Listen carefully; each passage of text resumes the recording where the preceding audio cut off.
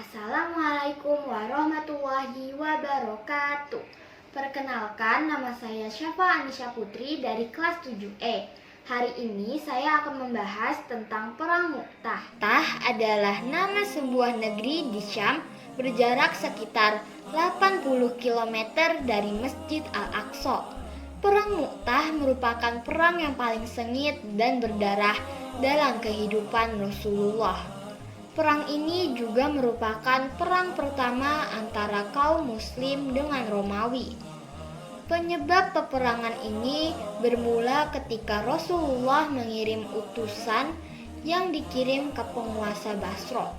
Di tengah perjalanan, utusan itu ditangkap dan dibawa ke hadapan Kaisar Romawi.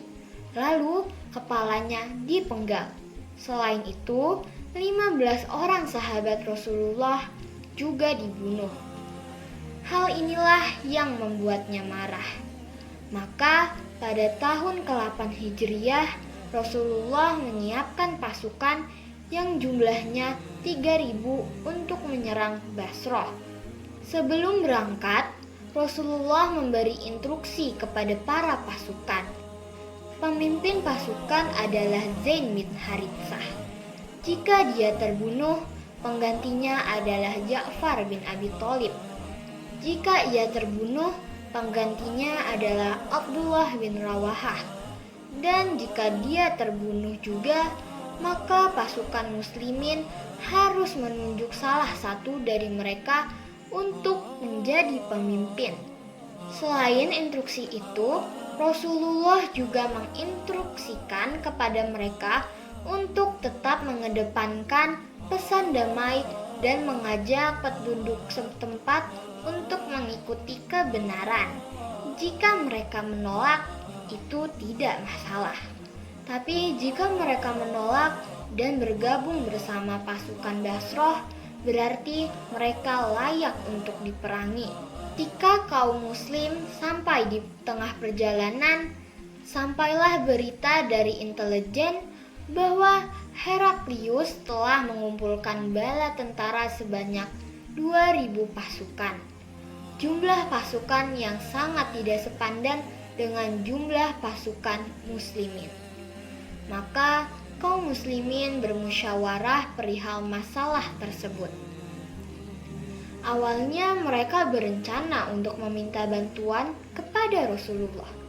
Namun Abdullah bin Rawahah berkata, "Wahai semuanya, demi Allah, apa yang tidak kalian sukai, justru itulah yang kalian cari sekarang ini, yakni mati syahid. Kita memerangi musuh bukan karena perlengkapan, bukan karena kekuatan, juga bukan karena jumlah pasukan yang besar. Kita memerangi mereka karena agama ini, yang dengannya Allah memuliakan kita. Karena itu, marilah kita semuanya maju. Kita pasti akan memperoleh salah satu dari dua kebaikan, menang atau mati syahid." Akhirnya, pasukan kaum muslimin sepakat atas kesimpulan Abdullah bin Rawahah tersebut. Akhirnya, dua pasukan pun bertemu di Mu'tah. Seperti yang diinstruksikan Rasulullah, awalnya Zaid bin Haritsah yang tampil memimpin pasukan. Namun, sebuah ujung tombak tiba-tiba menghujam tubuhnya, menjadikannya gugur dalam kondisi syahid. Seketika itu, bendera diambil oleh Ja'far bin Abi Thalib. Dia bertempur dengan perkasa.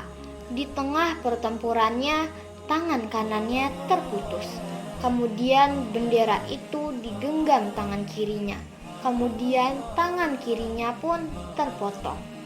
Maka bendera itu didekap oleh kedua lengannya hingga beliau gugur.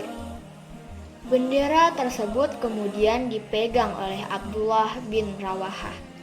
Lantas ia berjuang hingga gugur.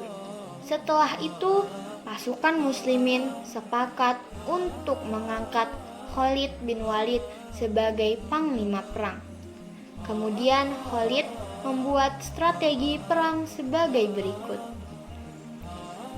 Yang pertama, menyusun kembali pasukan Muslim. Yang pertama kali ia lakukan adalah menyatukan dan menyusun kembali barisan pasukan setelah sempat porak-poranda karena menyaksikan para komandannya jatuh berguguran. Yang kedua, membuat insiden-insiden kecil.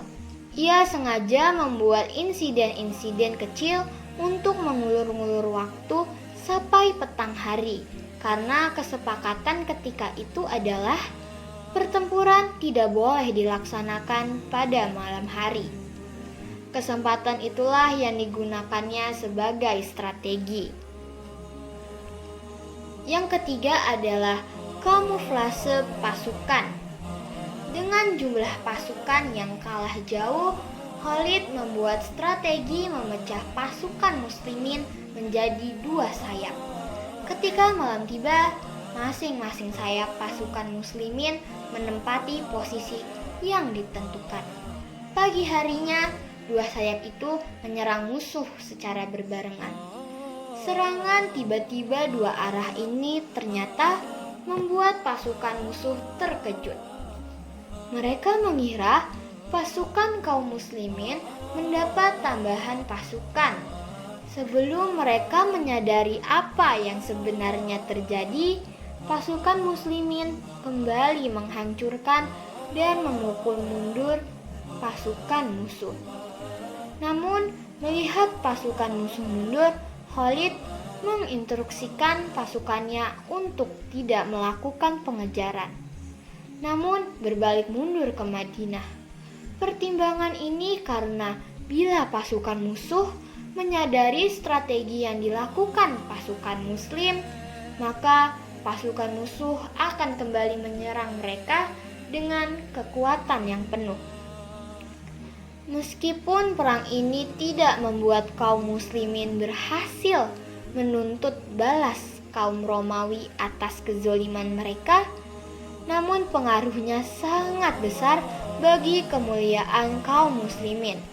Karena setelah itu, bangsa Arab sangat takjub kepada pasukan kaum muslimin yang dapat selamat dari pasukan Romawi yang telah dikenal kuat dan berjumlah besar. Hal tersebut semakin menguatkan kebenaran yang dibawa oleh Rasulullah. Karena itu, suku-suku yang selama ini memusuhi Islam mulai condong kepada Islam. Itu dia penjelasan dari Perang Mu'tah. Semoga video ini dapat bermanfaat dan mohon maaf jika ada kesalahan.